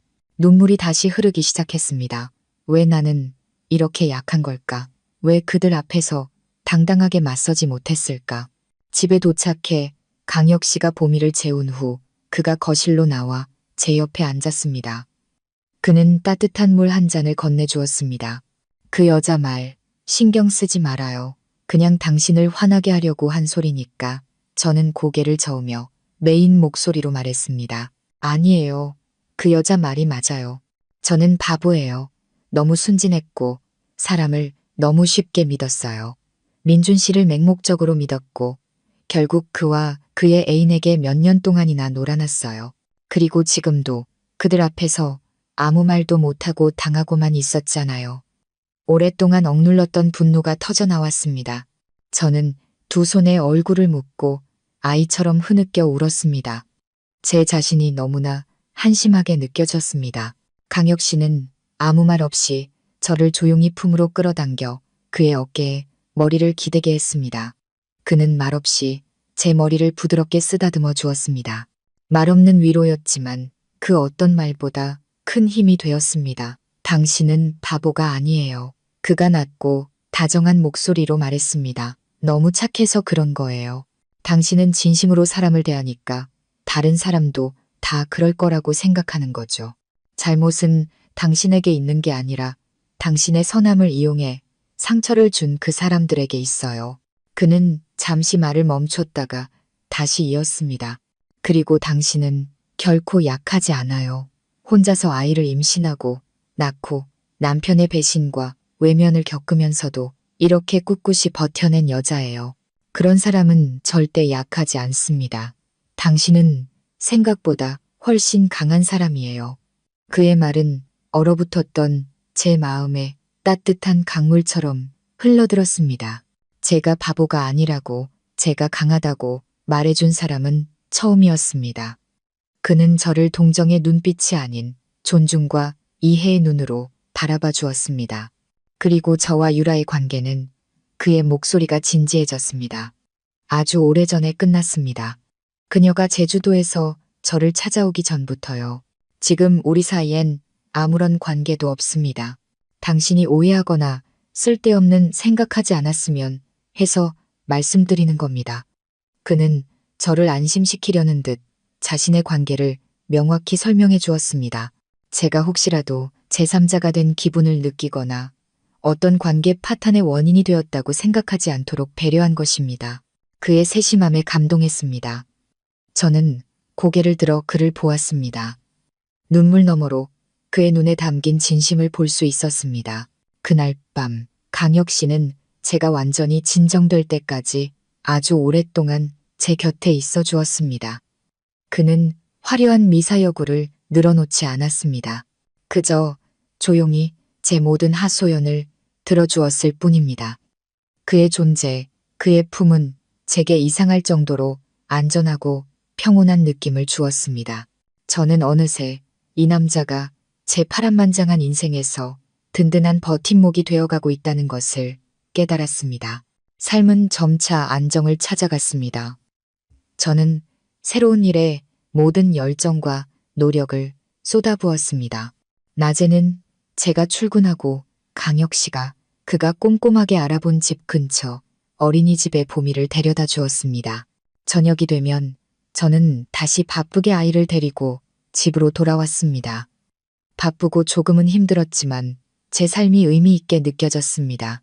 제가 사랑하는 일을 할 수 있었고 매일 커가는 딸의 모습을 볼 수 있었습니다. 제가 일과 육아를 병행하며 힘들어하는 것을 본 강혁 씨는 가사 도우미를 구하자고 제안했습니다. 처음에는 더 이상 그에게 폐를 끼치고 싶지 않아 거절했습니다. 하지만 그는 단호했습니다. 이걸 도움이라고 생각하지 말아요. 아빠로서의 책임을 다하는 거라고 생각해요. 내 딸이 최고의 보살핌을 받았으면 좋겠고 내 딸의 엄마가 쉴 시간도 가졌으면 좋겠어요. 그의 논리에는 언제나 반박할 수가 없었습니다. 결국 저는 동의했습니다. 며칠 후 그는 50대 정도로 보이는 한 여성을 데려와 앞으로 보미를 돌보고 집안일을 도와줄 박 여사님이라고 소개했습니다. 박 여사님은 복스러운 인상에 온화한 미소와 따뜻한 눈빛을 가지고 있었습니다. 처음 만났을 때부터 저는 아주 친근하고 신뢰감이 가는 느낌을 받았습니다. 보미 역시 박 여사님을 아주 잘 따랐습니다. 평소 낯을 가리는 아이였지만 금세 그분의 품에 안겨 박 할머니라고 옹알거렸습니다. 박 여사님은 아이를 먹이고 재우고 함께 놀아주는 것까지 아주 능숙했습니다. 자장가나 재미있는 옛날 이야기도 많이 알고 계셨죠. 박 여사님 덕분에 저는 마음 놓고 출근할 수 있었습니다. 보미를 돌보는 것뿐만 아니라 박 여사님은 훌륭한 살림꾼이셨습니다. 강혁 씨의 집은 언제나 깨끗하고 정돈되어 있었습니다. 매 끼니마다 맛있고 입에 딱 맞는 집밥을 준비해 주셨죠. 그분은 자신의 고향 방식대로 요리한다고 말씀하셨습니다. 소박하지만 정이 듬뿍 담긴 그 음식들은 마치 집에 돌아온 듯한 따뜻함을 느끼게 했습니다. 혼자 사는 남자의 삭막했던 집은 저와 보미 그리고 박 여사님이 더해지면서 진정한 보금자리가 되어갔습니다. 강혁 씨와 보미의 관계는 날이 갈수록 돈독해졌습니다. 그는 퇴근하면 가장 먼저 딸을 찾았습니다. 인내심을 갖고 아이와 함께 블록 쌓기를 하고 알록달록한 그림책을 읽어주었죠. 귀여운 동요를 가르쳐주기도 했습니다. 보미가 강혁 아빠라고 부르는 소리는 점점 더 또렷하고 자연스러워졌습니다. 아빠와 딸이 다정하게 지내는 모습을 보면 제 심장은 다시 설레기 시작했습니다. 문득 이대로 정말 완전한 가족이 되었으면 좋겠다는 꿈을 꾸기도 했습니다. 삶은 그렇게 평온하게 흘러갔습니다. 제 마음의 상처도 강혁 씨의 관심, 박 여사님의 보살핌, 그리고 딸의 맑은 웃음소리 속에서 서서히 치유되는 듯 했습니다. 저는 다시 삶의 웃음과 기쁨을 찾아가고 있었습니다. 시간은 쏜살같이 흘러 제가 새 회사에서 일한 지 한 달이 되었습니다. 일은 순조로웠고 동료들은 친절했으며 저는 점차 조직에 녹아들며 제 능력을 증명해 보였습니다. 신입사원 환영과 대형 프로젝트 성공을 기념하기 위해 회사는 꽤 큰 식당에서 회식을 열었습니다. 회식 분위기는 아주 즐거웠습니다. 모두가 먹고 마시며 즐겁게 이야기했죠. 신입사원인 저는 동료들이 권하는 술을 피할 수 없었습니다. 원래 술이 약했지만 즐거운 분위기를 깨고 싶지 않아 몇 잔을 마셨습니다. 술 기운이 오르자 뺨이 뜨거워지고 머리가 핑 돌기 시작했습니다. 회식이 끝날 무렵 저는 강혁 씨에게 데리러 와달라고 문자를 보냈습니다. 그는 금방 도착했습니다. 여전히 차분하고 세련된 모습이었습니다. 그는 제 동료 몇 명과 가볍게 인사를 나눈 후 저를 부축해 차로 데려갔습니다. 익숙한 차에 앉아 조용한 공간과 그의 은은한 민트향에 둘러싸이자 저는 안도감을 느꼈습니다. 취기는 저를 더 대담하고 감성적으로 만들었습니다. 저는 아무 말 없이 조용히 고개를 돌려 그를 바라보았습니다. 스쳐 지나가는 가로등 불빛 아래 그의 옆모습은 강인하고 매력적으로 보였습니다. 높은 콧날, 긴 속눈썹, 그리고 굳게 담은 입술. 저는 그가 우리 모녀를 위해 해준 모든 것들을 떠올렸습니다. 비바람 치던 이혼의 날, 그는 구원자처럼 나타났습니다. 우리에게 기댈 곳을 내어주고 진실을 찾도록 도와주고 제 경력을 되찾도록 격려해 주었습니다. 그는 단지 보미의 아빠일 뿐만 아니라 절망의 구렁텅이에서 저를 일으켜 세워준 사람이었습니다. 그에 대한 제 감정은 더 이상 단순한 감사가 아니었습니다. 그것은 점차 더 깊고 따뜻한 무언가로 자라나고 있었습니다. 술기운에 힘입어 저는 한순간 맨정신이었다면 결코 하지 못했을 일을 저질렀습니다. 저는 그를 똑바로 쳐다보며 생각보다 또렷한 목소리로 말했습니다. 강혁 씨, 저 강혁 씨를 좋아하는 것 같아요. 부드럽게 달리던 차가 순간 덜컹거렸습니다. 운전대를 잡은 그의 손에 힘이 들어갔습니다. 그는 저를 바로 쳐다보지 않고 앞만 응시했지만 그의 목을대가 살짝 움직이는 것을 볼 수 있었습니다. 그의 침묵에 제 술이 확 깨는 것 같았습니다. 후회와 부끄러움이 밀려왔습니다. 그는 저를 가벼운 여자라고 생각할지도 모릅니다. 술에 취해 아무 말이나 하는 여자라고. 저는 서둘러 고개를 숙이고 더듬거렸습니다. 죄송해요. 제가 너무 취해서 그냥 못 들은 걸로 해주세요. 그때서야 강혁 씨가 천천히 고개를 돌려 저를 보았습니다. 희미한 가로등 불빛 아래 그의 눈빛을 제대로 읽을 수는 없었지만 깊고 복잡한 감정이 담겨 있는 듯 했습니다. 그는 아무 말 없이 가볍게 한숨을 쉬고는 다시 운전을 시작했습니다. 취했네요. 그의 목소리는 감정 없이 담담했습니다. 집에 가서 푹 쉬어요. 그의 대답은 거절도 수락도 아니었습니다. 그 애매한 태도에 제 마음은 허공에 매달린 듯 불안했습니다. 남은 길 동안 우리 중 누구도 더 이상 말을 하지 않았습니다. 저는 그저 두 손에 얼굴을 묻고 쥐구멍에라도 숨고 싶은 심정이었습니다. 다음 날 아침, 저는 가벼운 두통과 함께 극심한 민망함을 느끼며 잠에서 깼습니다. 어젯밤의 고백은 너무나 생생하게 기억났습니다. 저는 강혁 씨와 마주칠 것이 두려워 방에서 나갈 수가 없었습니다. 오전 내내 저는 방 안에서 컴퓨터를 하는 척하며 시간을 보냈습니다. 점심시간이 되자 더 이상 피할 수 없었습니다. 저는 조심스럽게 식탁으로 걸어갔습니다. 강혁 씨와 박 여사님이 이미 자리에 앉아 있었습니다. 제 예상과는 달리 강혁 씨는 아무 일도 없었다는 듯이 행동했습니다. 그는 여전히 다정하게 제게 반찬을 덜어주었고 평소처럼 제 회사 생활에 대해 물었습니다. 그의 평온한 태도에 저는 안도하면서도 한편으로는 조금 서운한 마음이 들었습니다. 제 마음속 감정은 날로 커져갔지만 이성은 계속해서 그에게 의존해서 살 수는 없다고 속삭였습니다.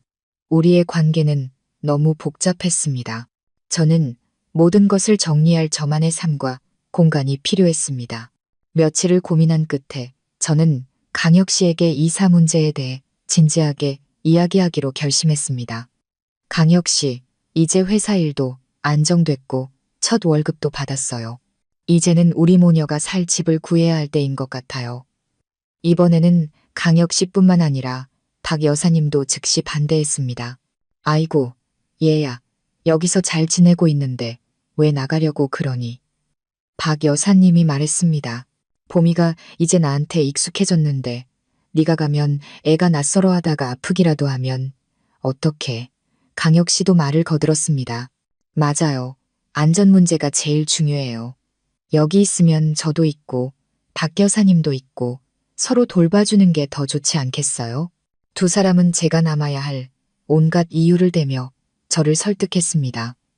그들의 완벽한 호흡에 저는 무언가 이상하다는 느낌을 받기 시작했습니다. 두 분께서 저희 모녀를 걱정해 주시는 마음은 잘 알아요. 저는 단호하게 말했습니다. 하지만 언제까지나 강혁 씨에게 기댈 수만은 없어요. 저는 이제 독립해야 해요. 이건 제가 이미 결정한 일이에요. 안 돼. 강혁 씨와 박 여사님이 거의 동시에 소리쳤습니다. 그들의 격렬한 반응은 제 의심을 더욱 키웠습니다. 저는 박 여사님과 강혁 씨를 번갈아 쳐다보았습니다. 박 여사님은 당황한 듯 서둘러 해명했습니다. 나는 그냥 우리 봄이가 걱정돼서 그러지. 마음은 감사하지만 이건 저희 가족의 일이에요. 제가 스스로 결정해야 한다고 생각해요. 제 가족의 일이라는 말이 무심코 박 여사님의 예민한 부분을 건드렸나 봅니다. 그분은 갑자기 흥분하며 얼굴이 붉어졌고 목소리도 높아졌습니다. 가족이 아니긴 왜 아니야. 네가 여기 없으면 나랑 우리 강혁이는 어떡하고 내 손주는 누가 돌봐? 순간 방 안이 얼어붙은 듯 조용해졌습니다. 저는 충격에 빠졌고 강혁 씨도 굳어버렸습니다. 박 여사님이 방금 뭐라고 하셨지? 우리 강혁이 내 손주. 박 여사님은 자신이 실언했다는 것을 깨달은 듯 얼굴이 창백해졌습니다. 두 손을 어쩔 줄 몰라 하며 만지작거렸습니다. 저는 강혁 씨를 그리고 제가 항상 존경하며 여사님이라고 불렀던 그 여성을 번갈아 쳐다보았습니다. 흩어져 있던 퍼즐 조각들이 머릿속에서 한꺼번에 맞춰졌습니다. 이상할 정도로 헌신적인 보살핌, 강혁 씨와의 완벽한 호흡, 봄이를 향한 끝없는 사랑, 모든 것이 설명되었습니다. 혹시 강혁 씨 어머님이세요? 제 목소리가 떨렸습니다. 박 여사님은 저를 쳐다보지 못하고 고개를 숙였습니다. 강혁 씨는 깊은 한숨을 내쉬고는 그분 곁으로 다가가 손을 잡았습니다. 그는 죄책감과 난처함이 가득한 눈빛으로 저를 보았습니다.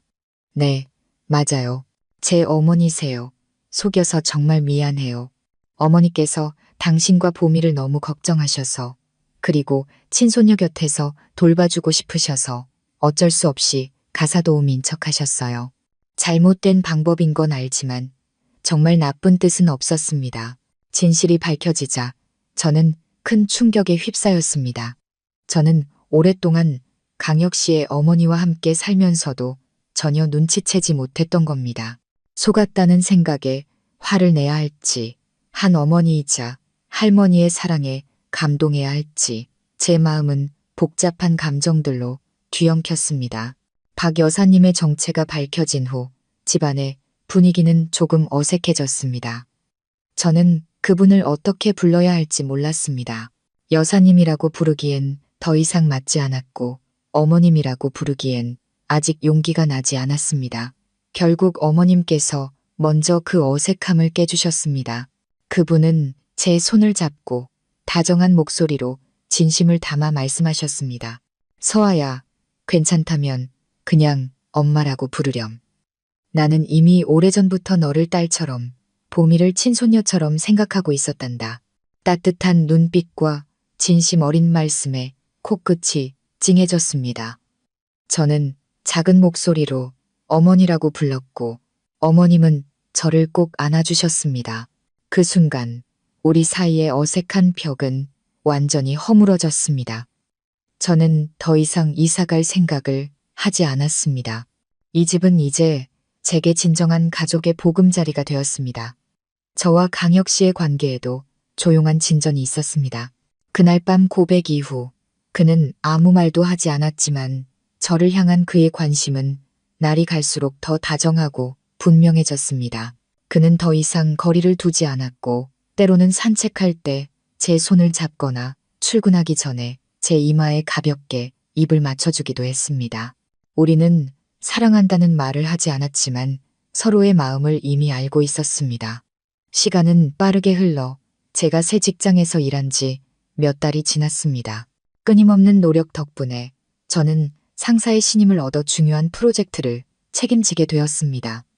제 자신을 증명할 기회이자 큰 도전이었습니다. 그날 저는 부장님과 함께 파트너사와의 회의에 참석했습니다. 프로젝트의 마지막 단계를 논의하기 위해서였죠. 회의실에 들어섰을 때 저는 상대 측 대표가 민준일 줄은 꿈에도 몰랐습니다. 몇 달 만에 다시 만난 그의 모습에 저는 깜짝 놀랐습니다. 오늘의 민준은 예전에 그 멋지고 자신감 넘치던 모습과는 완전히 딴판이었습니다. 그는 눈에 띄게 말랐고 두 뺨은 움푹 패였으며 눈 밑은 검게 변해 있었습니다. 수염도 제대로 깎지 않은 모습이었죠. 입고 있는 정장은 헐렁해 보였고 그의 모든 모습에서 초라함이 느껴졌습니다. 그의 삶은 유라가 보여주려 했던 것처럼 행복하고 만족스럽지 않았던 모양입니다. 저를 본 민준 역시 충격받은 듯 했습니다. 그의 눈빛에는 놀라움, 후회, 그리고 어딘가 모를 부끄러움이 섞여 있었습니다. 회의 내내 그는 거의 집중하지 못했고 시선은 계속해서 저를 향했습니다. 반면에 저는 아주 침착하고 프로페셔널하게 행동했습니다. 저는 제 계획을 명확하고 자신감 있게 발표했고 상대방의 모든 질문에 날카롭게 대답했습니다. 저의 달라진 모습이 민준을 더욱 놀라게 한 것 같았습니다. 회의가 끝나고 저와 부장님이 서류를 정리하고 있을 때 민준이 다가왔습니다. 그는 망설이며 말했습니다. 서아야, 잠깐 얘기 좀 할 수 있을까? 저는 차갑게 대답했습니다. 우린 더 이상 할 얘기가 없다고 생각하는데요. 업무적인 이야기라면 저희 부장님과 하세요. 5분, 아니, 3분이면 돼. 제발. 그의 목소리는 간절했습니다. 그의 처참한 모습을 보니 마음이 조금 약해졌습니다. 어쨌든 한때는 부부였으니까요. 저는 부장님께 먼저 가시라는 눈짓을 하고 민준과 함께 조용한 복도 구석으로 갔습니다. 요즘 잘 지내. 그가 어렵게 말문을 열었습니다. 네, 덕분에 아주 잘 지내요. 저는 감정 없는 목소리로 대답했습니다. 미안해. 민준이 갑자기 말했습니다. 지금 와서 이런 말 하는 게 너무 늦었다는 거 알아. 하지만 정말 미안해. 예전에 내가 다 잘못했어. 내가 어리석었고 사람을 잘못 믿었고 너희 모녀에게 못할 짓을 했어. 저는 침묵했습니다. 무슨 말을 해야 할지 몰랐습니다. 이 사과를 그가 조금만 더 일찍 했더라면, 그랬다면 제가 그토록 고통스러운 시간을 보내지 않았을지도 모릅니다. 하지만 이제 와서는 아무 의미도 없었습니다. 나, 유라랑 행복하지 않아. 그가 씁쓸한 목소리로 말을 이었습니다. 그 여자는 내가 생각했던 사람이 아니었어. 임신한 후로는 더 심해졌어. 항상 무언가를 요구하고 모든 걸 통제하려고 해. 우리는 매일같이 싸워. 저는 듣기만 할 뿐 아무 말도 하지 않았습니다. 그것은 그의 선택이었고 그가 책임져야 할 몫이었습니다. 오늘 너 정말 달라 보인다. 그가 후회 가득한 눈빛으로 저를 보았습니다. 훨씬 자신감 넘치고 예뻐졌어. 어쩌면 나를 떠난 게 내 인생 최고의 선택이었을지도 모르겠다. 그는 그렇게 말하고는 고개를 숙였습니다. 그의 얼굴에는 고통이 가득했습니다. 한때 제 세상의 전부였던 남자가 이렇게 초라하고 비참하게 무너진 모습을 보니 통쾌함보다는 그저 죽어버린 사랑에 대한 희미한 아픔만이 느껴졌습니다. 민준과의 우연한 만남은 제 마음에 작은 파문을 일으켰지만 그것은 금세 가라앉았습니다. 저는 더 이상 과거에 쉽게 흔들리는 예전의 제가 아니었습니다. 지금 저의 가장 큰 관심사는 일과 봄이, 그리고 제 곁에 있는 그 남자였습니다. 몇 주 후 프로젝트는 성공적으로 끝났습니다. 이를 축하하기 위해 파트너사에서 저희 프로젝트 팀을 초대해 작은 파티를 열었습니다. 저는 민준과 다시 마주칠 것이 뻔해 가고 싶지 않았지만 중요한 행사라 거절할 수 없었습니다. 강혁 씨는 이 사실을 알고 파티가 끝나면 데리러 오겠다고 말했습니다. 역시나 파티에서 저는 민준을 다시 보았습니다. 그는 지난번보다 더 초라해 보였습니다. 구석진 자리에 혼자 앉아 계속해서 술을 마시고 있었습니다. 유라는 함께 오지 않았습니다. 파티 내내 그는 저에게서 눈을 떼지 않았고 그 눈빛에는 슬픔이 가득했습니다. 저는 그를 무시하려 했으며 동료들과만 이야기했습니다. 파티가 거의 끝나갈 무렵 저는 강혁 씨를 기다리기 위해 로비로 나갔습니다. 그런데 민준이 저를 따라왔습니다. 그는 꽤 취한 듯 몸을 비틀거렸습니다. 서아야, 기다려. 그가 저를 불렀습니다. 그의 목소리는 술 기운에 젖어 있었습니다. 취했으면 집에 가서 쉬어요. 제가 미간을 찌푸리며 자리를 피하려 했습니다. 안 취했어. 민준이 제 팔을 붙잡았습니다. 너한테 꼭 해야 할 말이 있어. 엄청난 비밀이야. 꼭 들어야 해. 그가 저를 붙잡는 것이 불쾌했습니다. 바로 그때 강혁 씨의 차가 도착했고 그가 차에서 내렸습니다. 그 광경을 본 그의 얼굴이 즉시 굳어졌습니다. 그는 빠르게 다가와 민준의 손을 제 팔에서 떼어내고 저를 자신의 등 뒤로 끌어당겼습니다. 지금 뭐 하는 겁니까? 강혁 씨의 목소리가 위협적으로 낮아졌습니다. 민준은 강혁 씨를 보고 조금 주춤했지만 술 기운이 그를 더 대담하게 만들었습니다. 그는 미친 듯이 웃었습니다. 영웅 납셨네. 잘 왔어. 아주 잘 왔다고. 내가 두 사람한테 아주 재미있는 비밀을 하나 알려주지. 그는 비틀거리며 다가와 제 귓가에 저를 그 자리에 얼어붙게 만드는 한마디를 속삭였습니다. 유라 뱃속의 아이, 내 아이가 아니야. 온몸이 굳어버렸습니다. 제가 방금 들은 말을 믿을 수가 없었습니다. 무슨 말이에요? 제 목소리가 떨렸습니다. 내가 또 속았다고. 민준이 소리쳤습니다. 그의 웃음소리는 씁쓸함과 자조로 가득했습니다. 그 여자한테 또 당했어. 내가 다른 놈의 자식을 키울 뻔했다고. 웃기지 않아. 내 인생은 왜 이렇게 웃기는 일만 생기는 거야. 그는 저와 강혁 씨를 번갈아 손가락질하며 말했습니다.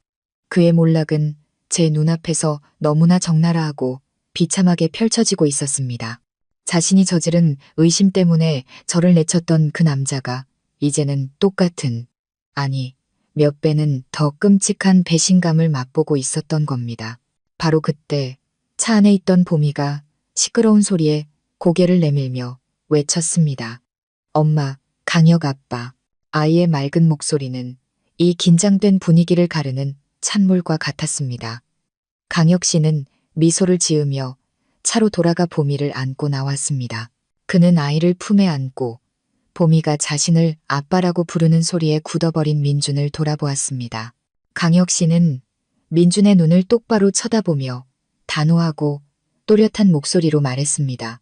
그것은 단지 민준에게만 들려주는 말이 아니라 온 세상에 선포하는 것 같았습니다. 네, 맞습니다. 제가 보미 아빠입니다. 친아빠요.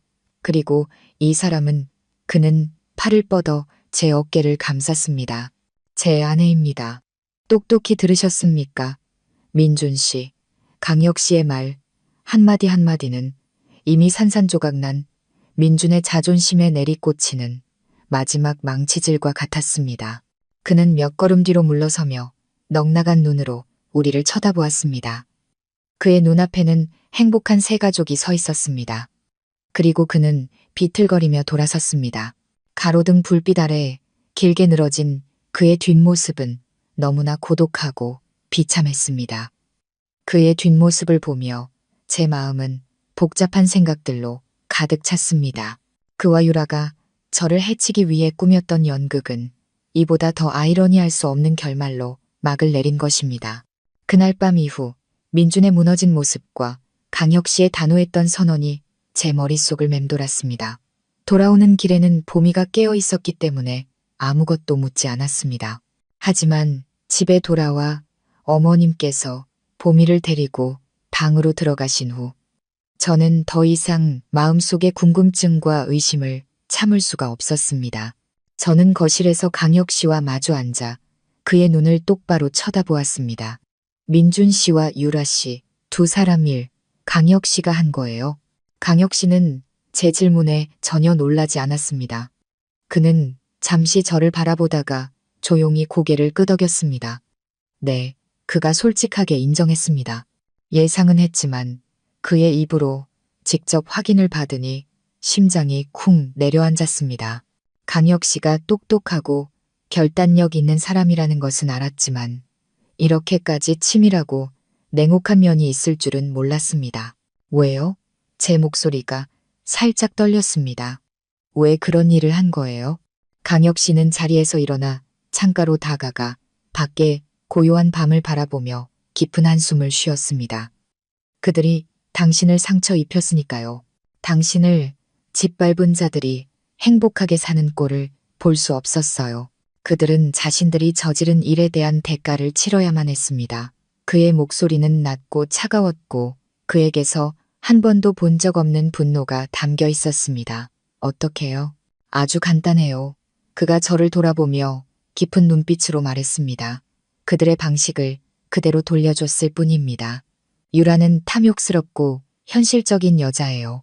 그녀가 민준 씨에게 간 것은 사랑 때문이 아니라 그의 집안이 가진 돈과 지위 때문이었죠. 그래서 사람을 붙였습니다. 그는 민준보다 훨씬 젊고 잘생기고 부유한 남자를 유라에게 접근시켰다고 했습니다. 그 남자는 민준이 결코 줄 수 없는 화려한 미래와 상류층의 삶을 약속하며 그녀를 유혹했습니다. 야망이 큰 유라는 그 덫에 빠지는데 오랜 시간이 걸리지 않았습니다. 그녀는 민준 몰래 그 남자와 부적절한 관계를 맺었습니다. 그녀 뱃속의 아이는 바로 그 관계의 결과물입니다. 강혁 씨는 감정 없는 목소리로 말했습니다. 그리고 저는 민준 씨가 스스로 그 진실을 발견하도록 만들었습니다. 그가 가장 고통스러울 타이밍에 말이죠. 그 역시 배신당하고 속는 기분을 느껴봐야 했으니까요. 한때 그가 당신에게 무자비하게 안겨주었던 바로 그 감정을요. 그의 모든 계획을 듣고 나니 소름이 돋았습니다. 너무나 완벽하고 너무나 잔인했습니다. 그는 각 사람의 약점을 정확히 파악하고 그들이 결코 빠져나올 수 없는 덫을 놓았던 겁니다. 무섭지 않았어요. 제가 나지막이 물었습니다. 이런 일을 한 제가 무서운 사람이라고 생각할까봐 두렵지 않았냐고요. 강혁 씨는 제 곁으로 다가와 앉아 제 손을 잡았습니다. 그의 손은 여전히 따뜻했습니다. 무서웠어요. 그가 저를 부드러운 눈빛으로 바라보며 말했습니다. 당신이 이 일 때문에 나를 떠날까봐 그게 가장 무서웠어요. 하지만 그렇게 하지 않을 수가 없었어요. 서아 씨, 그 비 오는 날 당신이 고통스러워하고 절망하는 모습을 보면서 저는 다짐했어요. 당신을 울게 한 자들은 누구든 100배, 1000배로 갚아주겠다고. 이 모든 것은 복수를 위해서만이 아니에요. 더 중요한 것은 당신의 명예를 되찾아주는 것이었습니다. 그들에게 당신이 함부로 짓밟을 수 있는 사람이 아니라는 것을 알려주고 싶었어요. 당신 뒤에는 항상 내가 이렇게 지켜주고 있다는 것을요. 그의 말은 제 마음 가장 깊은 곳을 울렸습니다. 처음에 느꼈던 분노나 두려움은 점차 사라지고 그 자리에는 무한한 보호와 사랑을 받는다는 감정이 차올랐습니다. 그는 저를 지키기 위해 제 마음의 상처를 치유하기 위해 이 모든 일을 망설임 없이 했던 것입니다. 이런 남자를 어떻게 사랑하지 않을 수 있을까요? 저는 아무 말 없이 그를 꼭 껴안았습니다. 이 순간부터 제 마음과 영혼은 완전히 그의 것이 되었다는 것을 알았습니다. 과거의 모든 폭풍우는 마침내 정말로 지나갔습니다. 우리의 삶은 그렇게 평온과 행복 속에서 흘러갔습니다. 비밀과 복수의 계획은 과거 속으로 깊이 묻히고 그 자리에는 일상의 달콤한 걱정들이 자리 잡았습니다. 저는 일에 집중했고 강혁 씨는 퇴근 후 모든 시간을 보미에게 쏟았으며 어머님은 집안의 모든 일을 돌보시며 항상 따뜻한 밥상을 준비해 주셨습니다. 우리는 진정한 가족이 되었습니다. 어느 주말 오후 쇼핑몰에서 쇼핑을 하다가 저는 부주의로 지갑을 잃어버렸습니다. 현금은 많지 않았지만 중요한 신분증들이 모두 들어 있었습니다. 사방을 찾아봤지만 찾을 수 없어서 저는 결국 가장 가까운 경찰서에 분실물 신고를 하러 갔습니다. 혹시라도 착한 분이 주어서 맡겨주었기를 바라면서요. 신고 절차를 기다리던 중 저는 우연히 아주 낯익은 얼굴의 경찰관을 보았습니다. 한참을 생각한 끝에 그가 몇 달 전 제 월세방에 자물쇠를 누군가 따려고 했던 사건을 처리하러 왔던 바로 그 경찰관이라는 것을 기억해냈습니다. 그 경찰관도 저를 알아본 듯 했습니다. 그는 친근하게 웃으며 다가왔습니다. 안녕하세요. 낯이 익은데 혹시 몇 달 전에 X동 다세대 주택에 사셨던 분 아니세요? 네, 맞아요. 안녕하세요. 저도 미소로 답했습니다. 오랜만에 뵙는데 얼굴이 아주 좋아지셨네요. 남편분이랑 화해하셨나 봐요. 그가 즐겁게 물었습니다. 그의 질문이 조금 이상하게 들렸습니다. 화해라니요. 무슨 말씀이세요? 경찰관은 웃으며 제 어깨를 가볍게 툭 쳤습니다. 에이, 숨기지 마세요. 남편분이 아주 아내를 끔찍이 생각하시던데요.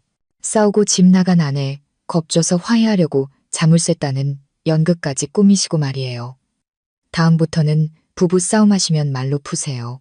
저희까지 놀라게 하지 마시고요.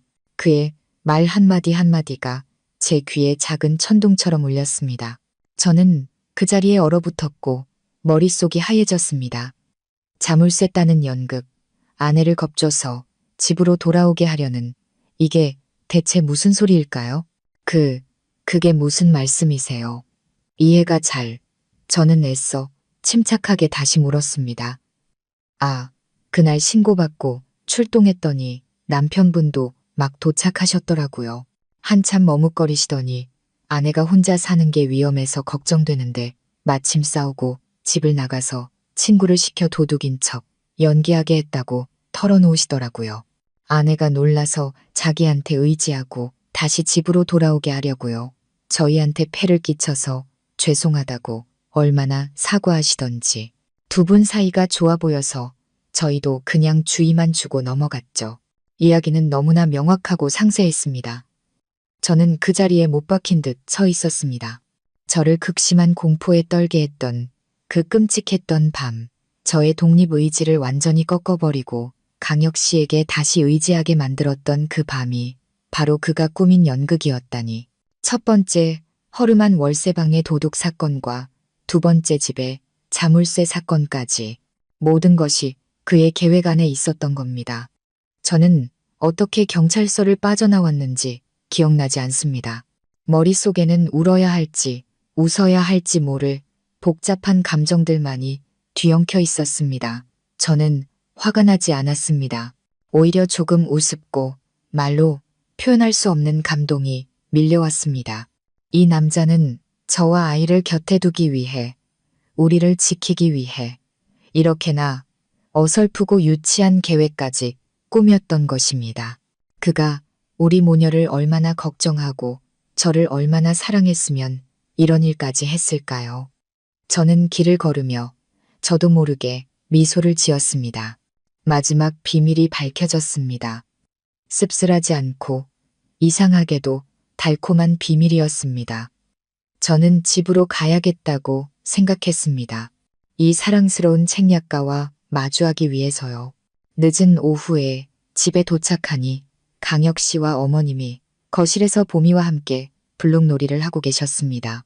저를 본 보미가 환호성을 지르며 달려와 제 다리에 매달렸습니다. 강혁 씨도 고개를 들어 부드럽게 미소 지었습니다. 왔어. 무슨 좋은 일이라도 있는 것 같네.